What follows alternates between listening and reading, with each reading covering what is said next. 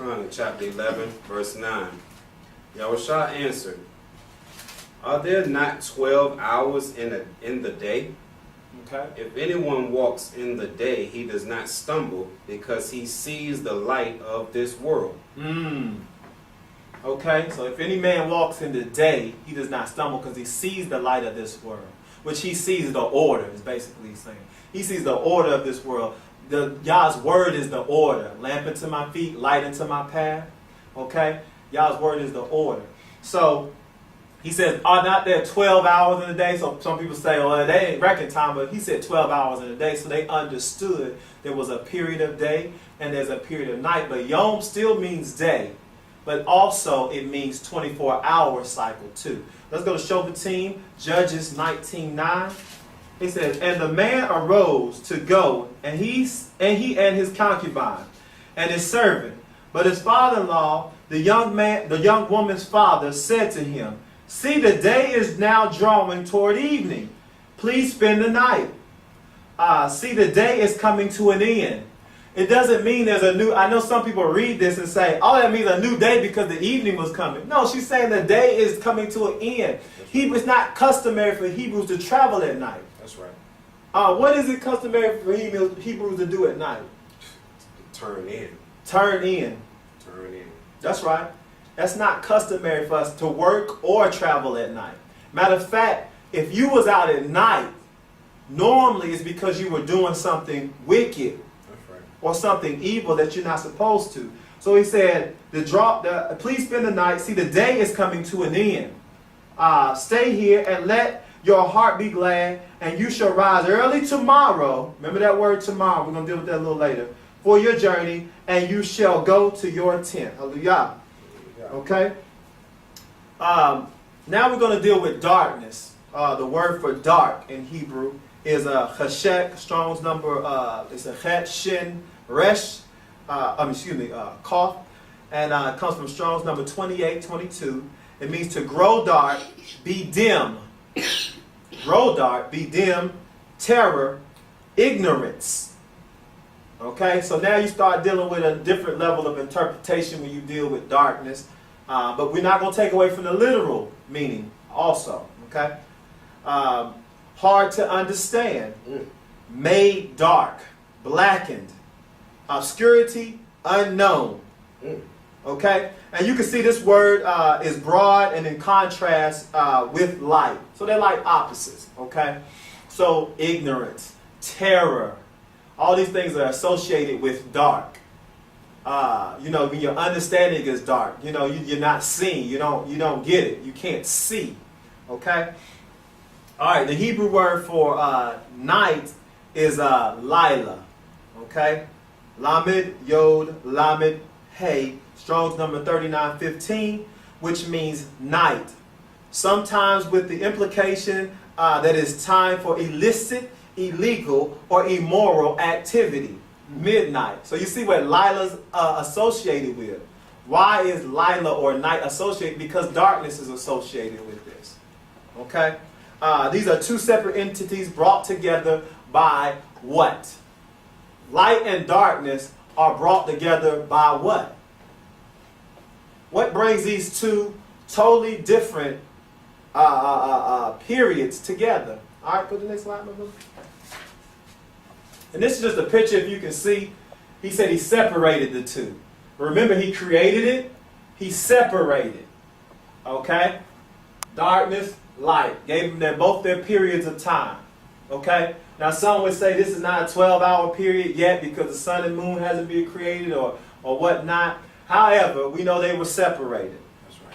And if it wasn't a 12-hour period then was it a 12-hour period later? Some people say it was 1,000 years. Like I said, I'm not going to get into that because that's not what the lesson's about today. But either way, he separated it. Okay, go to the next one. Now, what connected these two? Evening. All right? What is evening? Bereshit 1:5, we'll read it again. And Elohim called the light day, and the darkness he called night, and evening and the morning were the first day. Well, there you have it. We can end the lesson. Evening and morning. That's evening to evening, right? That's the evening to evening. That's what they say. Right. Close the book. Let's take a little deeper look at that. And the evening and the morning were the first day. This is in the King James Version. Okay, that's how it's worded. If you look at the word that's used, and there was, or the word for and the evening, really the word in Hebrew used is Yaheh. Yod, He, Yod. Or Yahi, as some would say. Which means to come to be, or to become, or to be. Okay? The same word he used when let light come to be, and it came to be. Okay? Same word. So we have the word. So let's word this in accordance with the word that's used. It said, and there came to be evening, Yaheh Areb, wa Yaheh Bokar. And it came to be morning, the first day. Okay, now first of all, when they say, well, that shows the ordinance of time was morning, was evening, and then the morning came, then the evening again. Does that? Let's take a deeper look at it. What is it really saying? And there came to be evening. What did there come to be evening from? See, the light, when he said, let there be light, or let there come to be light, and light came to be, where did the light come from? Did it come from nowhere? The only way evening can come to be is if there's light. That's right. Am I crazy? No, that's absolutely right. So he said in there, came to be. Okay, let's deal with the word for evening, areb. Okay? See, we got to remember, evening is what connects the two. That's what makes them intimate. It actually is what makes them one. It's like a relationship. When you come together, that's when you become one. Now we have a complete day here. Okay, let's look at the word, the word for evening in Hebrew. Areb, Strong's number 6153, meaning evening, twilight, dusk, a fading of day, mingled. Mingled. Now, some of these definitions I'm actually getting from the ancient Hebrew lexicon either. Also, mingled, knitted or woven. That's right. So how did it start with evening if there is no light? If it means to mix together, if it means to be woven together. Okay? Mingled. Evening. Okay, then morning, which made up a complete 24-hour cycle as we know it today. Okay, remember, as we know it today. Bereshit 1:6. We go to Genesis 1 and 6 now. And Elohim said, let there be a firmament in the midst of the waters, and let it divide the waters from the waters. All right. So, there came to be evening. There came to be morning. Let's say it right. There came to be evening. From what? Daytime or light. Remember, he separated the light from the darkness? Then there came to be evening because he's working in the daytime. He's working in light. And then there came to be morning, day one. What did he say day one for? We're starting a new cycle now. That's right. Not so much as, oh, that was day one, the morning, and then the evening. No, he said there came to be evening, then there came to be morning, the first day. Why? Now verse 6 starts to pick up of what he was doing in the daytime, in the light side of the day of day 2. Okay? Which is why you get, go ahead and read verse 7 for me, please. And Elohim made the firmament and divided the waters which were under the firmament from the waters which were above the firmament. Mm-hmm. And it was so. Mm-hmm. And Elohim called the firmament Shemayim. And there was evening, and there was morning, a second day. He said there was evening, and there was morning, a second day, or the second day. So he let you know the second day had passed. He was creating in the daytime. Then the evening came. No man worketh. You see what I'm saying? Elohim didn't work. You see what I'm saying? To start back his work in the light where there was order. You know, the English word order comes from the Hebrew word or. That's right. That's where the word comes from. Without light, there is no order. Have you ever walked in a dark room? You get kind of scared. It's confusing. You don't know what's in there. You're like, hold on. Somebody get a flashlight. You see what I'm saying? It makes sense. Okay? Let's go to the next slide, please. Just want to show you a quick picture. And you can see how the mixing. You can see it's light and dark. It's a mixing going on here. And there came to be evening and then morning. Day one. Okay? So it ends in the morning. That's right. All right? Okay. Let's go to chapter 1. We're going to go to verse 14 now. I think you know what happens between there. But we're going to get to the lights. We're going to get to the lights. Let's go to verse 14. Let's read that. And Elohim said, let there be lights in the firmament of h.o.i to divide the day from the night, and let them be for signs and for seasons and for days and for years.